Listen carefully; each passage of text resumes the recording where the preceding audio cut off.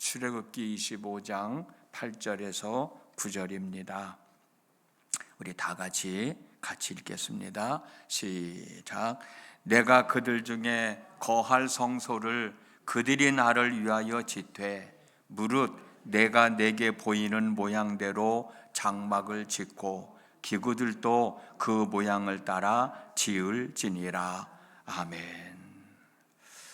우리 어제 말씀을 잠깐 나눴습니다만 이스라엘 백성들이 모세로부터 하나님의 말씀을 전해 듣고 그 말씀대로 살겠습니다 라고 고백했을 때 하나님이 얼마나 기쁘고 또 얼마나 행복하셨으면 가까이 만날 수 없는 사람들을 만나주시고 또 그들을 존귀하게 여겨주시고 또 그들과 함께 음식을 먹고 마실 수 있었을까? 하나님은 우리가 정말 당신의 말씀을 순종하며 당신의 뜻대로 살기를 원하시는데 우리는 그러지 못하는 것 때문에 마음이 참 아프지 않나.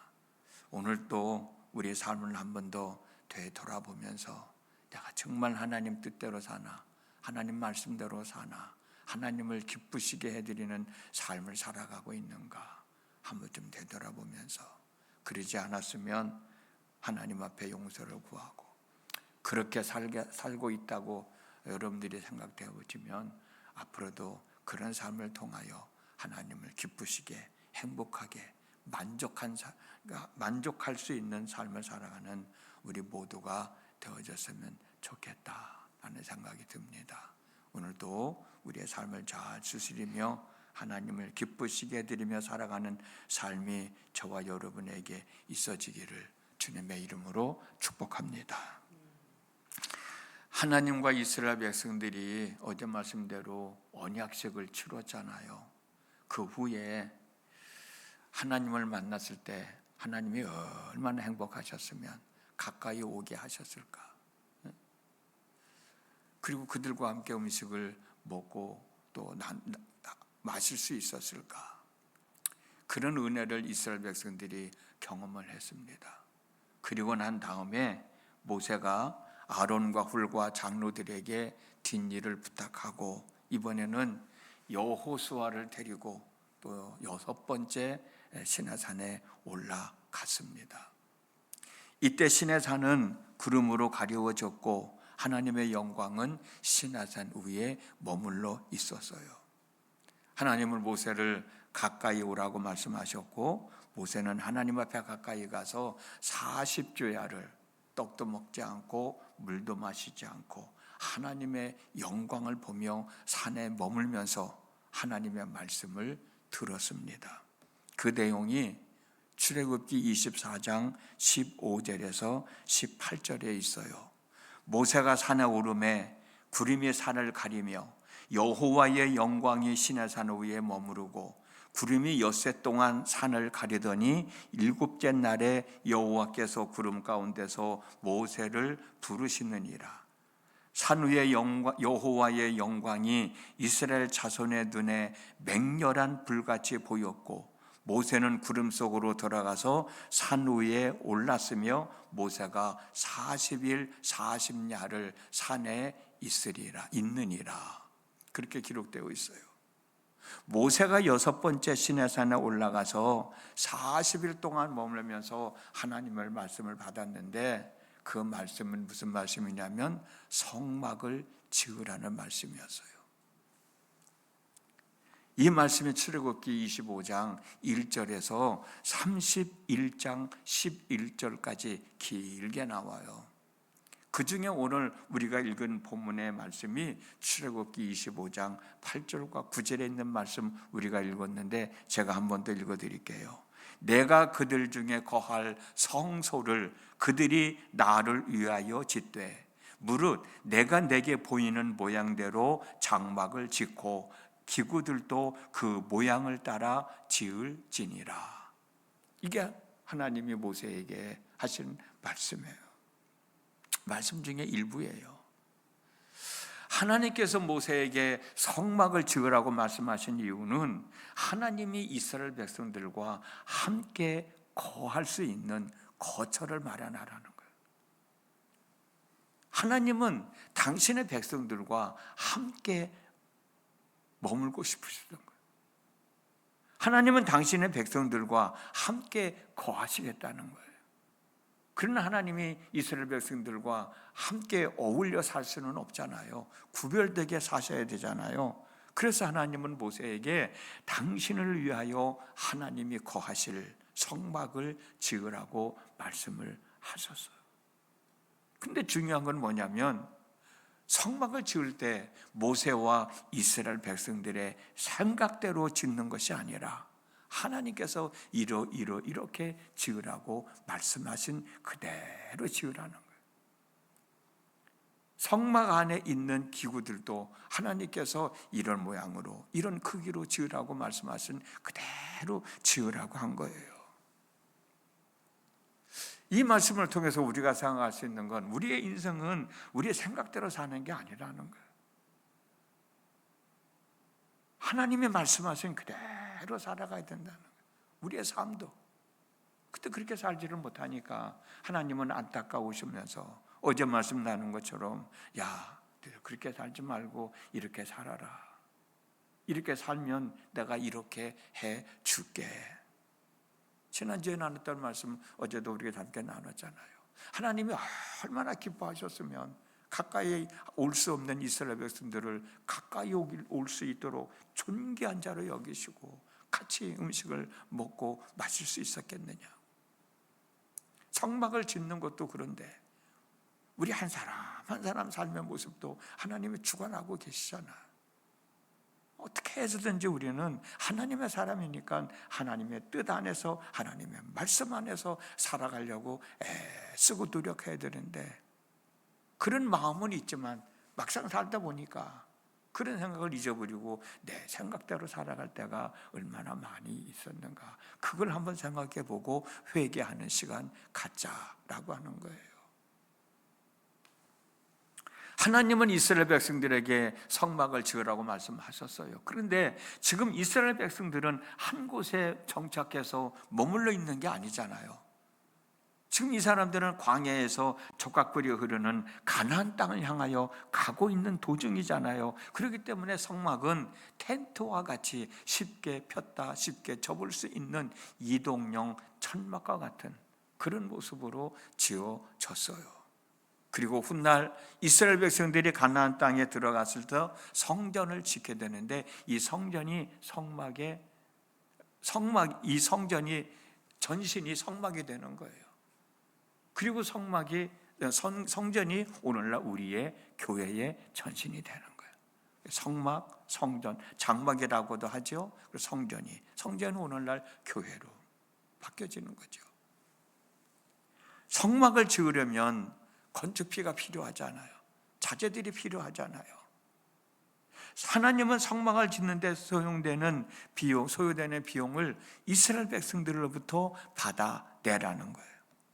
출애굽기 25장 1절과 9절에 있는데 이스라엘 백성들로부터 성막을 짓는 데 소요되는 비용을 거둘 때 억지로 강압적으로 받아내지 말고 자발적으로 내는 사람, 자원해서 내는 사람들 것만 받으라고 말씀을 하셨어요. 그 말씀이 출애굽기 24장 2절에 있습니다. 이스라엘 자손에게 명령하여 내게 예물을 가져오라 하고 기쁜 마음으로 내는 자가 내게 바치는 모든 것을 너희는 받을지니라.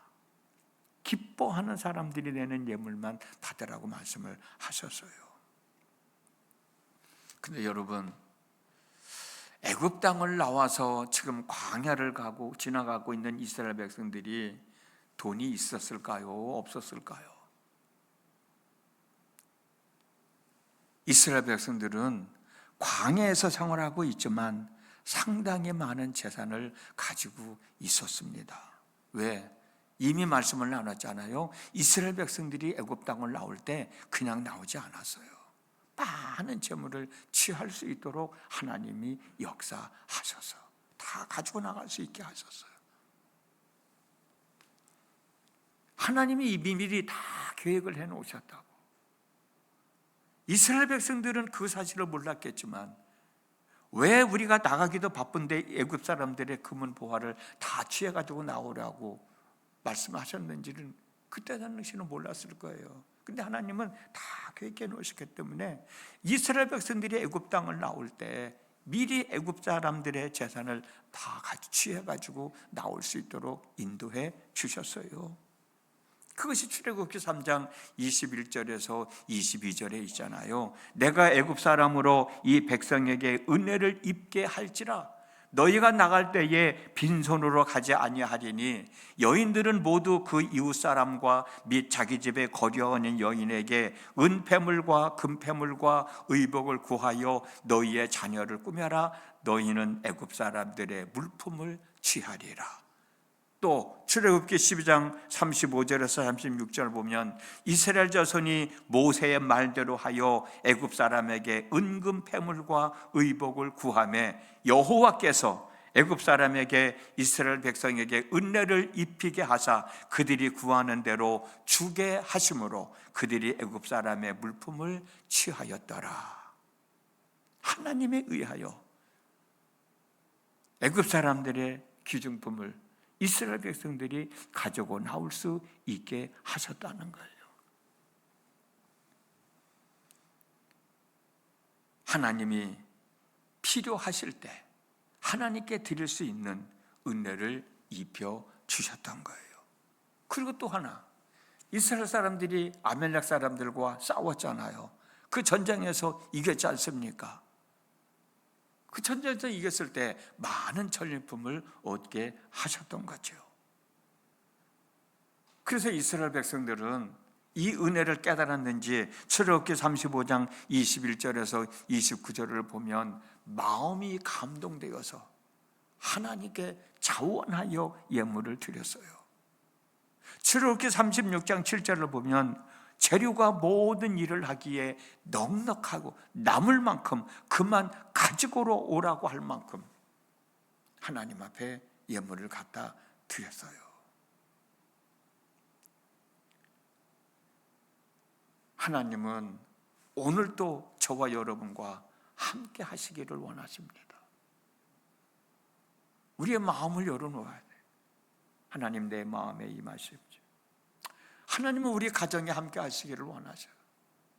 우리 가정 속에도 하나님이 거하실 공간을 마련해 놔야 돼요.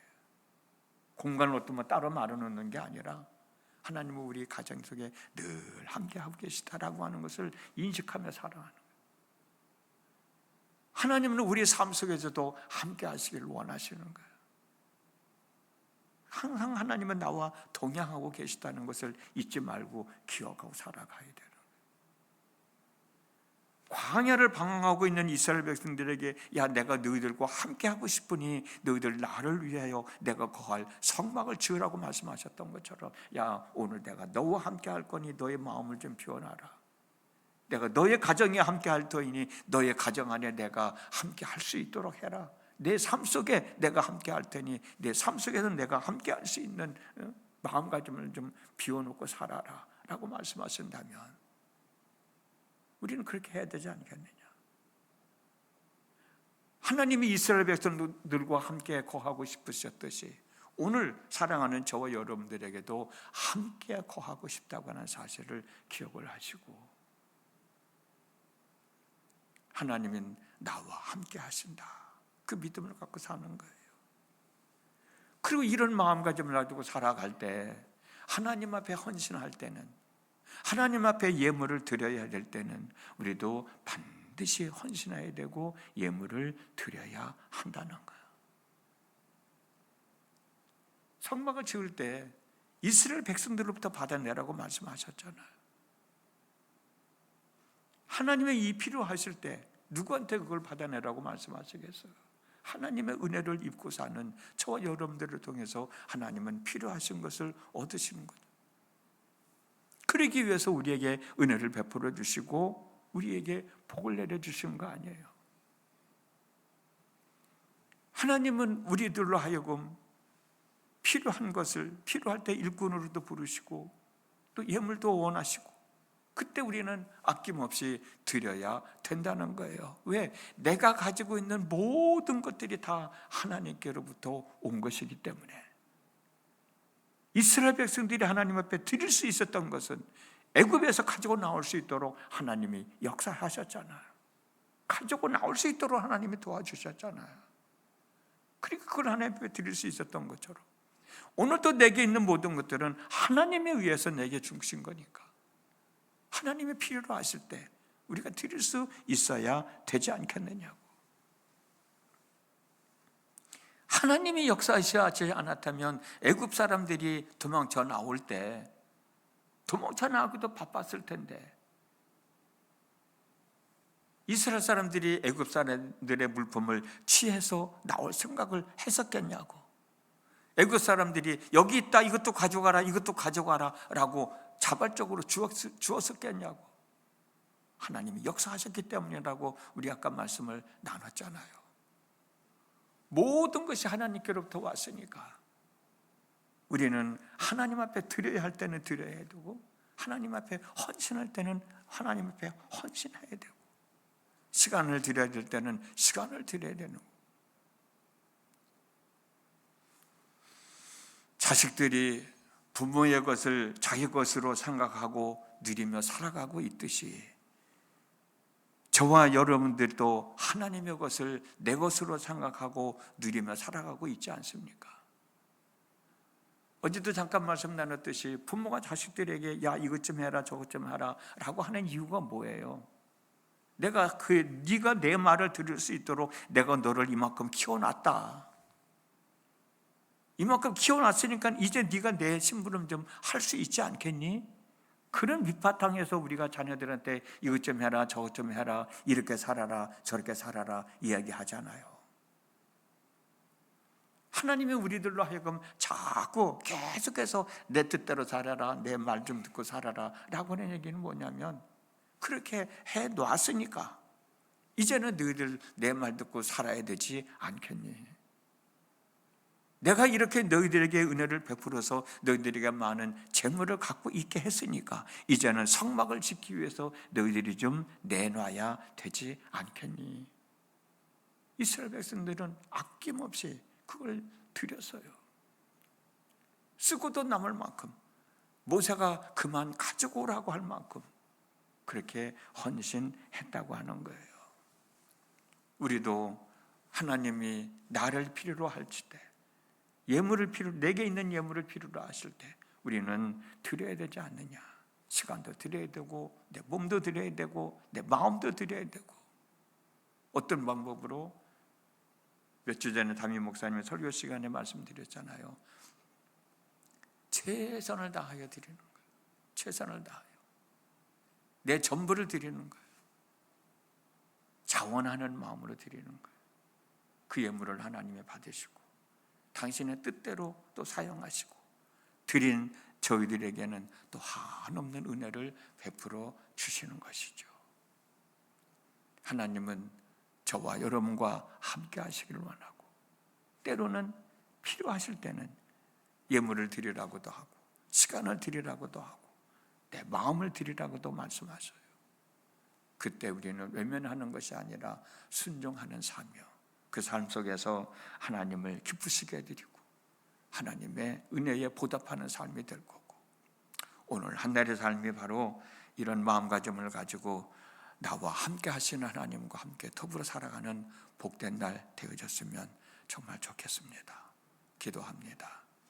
지난밤에도 함께 하시는 하나님 오늘도 저희들에게 하루를 허락하여 주셨습니다. 오늘 하루를 사는 날도 하나님은 우리와 함께 하시기를 원하십니다. 그 하나님을 외면하지 말고 그 하나님을 내 마음과 내 가정과 내 삶 속에 모셔드리고 하나님과 함께 더불어 살아가는 삶이 되어질 수 있도록 은혜를 덧입혀 주시옵시고 때로 하나님이 내게 있는 것을 필요로 하실 때 아낌없이 자원하는 마음으로 최선을 다하여 드릴 수 있는 믿음의 사람들이 되어져서 언제 어디서나 하나님과 함께 동행하며 사는 하나님의 은혜를 덧입으며 사는 저희 모두가 되도록 인도하여 주시옵시고 우리가 살아가면서 하나님으로부터 은혜를 덧입을 수 있는 삶, 하나님이 주시는 복을 받아 누릴 수 있는 삶을 살아가는 저희들이 되도록 성령님 가르쳐 주시고 생각나게 하여 주시고 행동하게 하여 주옵소서. 오늘도 새벽을 깨우고 기도하러 나왔습니다. 성령 안에서 하나님과 온전한 소통을 이루며 기도하는 사랑하는 성도들의 삶이 되어지도록 이 시간도 성령 충만함의 은혜가 있게 해 주옵소서. 예수님의 이름으로 기도드렸습니다. 아멘. 우리